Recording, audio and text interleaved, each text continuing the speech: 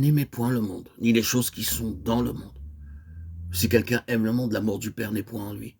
Car tout ce qui est dans le monde, la convoitise de la chair, la convoitise des yeux et l'orgueil de la vie, ne vient point du Père, mais vient du monde. Et le monde passe, et sa convoitise aussi. Mais celui qui fait la volonté de Dieu demeure éternellement. 1 Jean 2, 15, 17. La première chose est la convoitise de la chair, ou en d'autres termes, les plaisirs de ce monde. Ensuite, la convoitise des yeux, ou possession. Enfin, l'orgueil de la vie, ou position. Dans le monde, les gens sont affamés de ces trois choses. Ils luttent pour cela. Moïse, jeune homme dans le palais de Pharaon, fut confronté avec les mêmes questions de la vie. C'était là un jeune homme. Moïse comprit les principes de la séparation d'avec le monde. C'est par la foi que Moïse, devenu grand, refusa d'être appelé fils de la fille de Pharaon, aimant mieux être maltraité avec le peuple de Dieu que d'avoir pour un temps la jouissance du péché. Hébreux 11, 24, 25. Durant la jeunesse de Moïse, l'Égypte était une grande puissance militaire, parce que leur but essentiel était de conquérir d'autres nations. Ils possédaient beaucoup de trésors.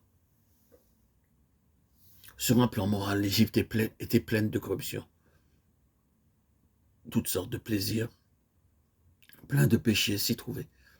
Moïse s'y trouvait durant ce temps d'épreuve. Il refusa de jouir du statut princier, celui de fils d'une maison royale avec les plaisirs et les possessions. D'un côté, l'Égypte offrait à Moïse le monde, de l'autre, Christ offrait les reproches et l'affliction. Mais Moïse choisit les afflictions et les reproches parce qu'il avait en vue pour prix la rémunération. Moïse n'était pas un myope, spirituellement parlant. Il fut capable de voir la gloire éternelle que Dieu avait placée devant lui. Le même principe s'applique aussi pour nous. Nous ne pouvons pas dire oui au monde et à Christ. Lorsque nous sommes séparés du monde et séparés pour Dieu, la récompense est la jouissance incomparable de la plénitude en Christ. Je peux illustrer cela très simplement. Un maître d'école du dimanche racontait l'histoire de l'homme riche et de Lazare à un groupe de garçons et de filles. Après avoir raconté l'histoire, le maître dit « Quel homme aimeriez-vous être ?» Un petit garçon répondit « Maître, dans le monde, je veux être comme l'homme riche, et après la mort, je veux être comme le pauvre Lazare. » Je rapporte cette illustration pour montrer combien le désir de ce garçon est aussi le nôtre. Nous voulons le monde et les richesses de Christ. Nous devons être complètement séparés du monde. Pour goûter la plénitude qui est en Christ, il nous faut cette séparation. Comme le peuple d'Israël, être séparé. En hébreu, séparé veut dire parouche, les prouchim. Le peuple d'Israël s'appelait les gens séparés. Aujourd'hui encore,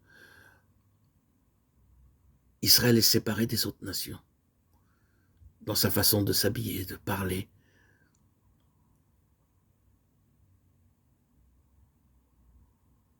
Dans sa foi. C'est un peuple à part.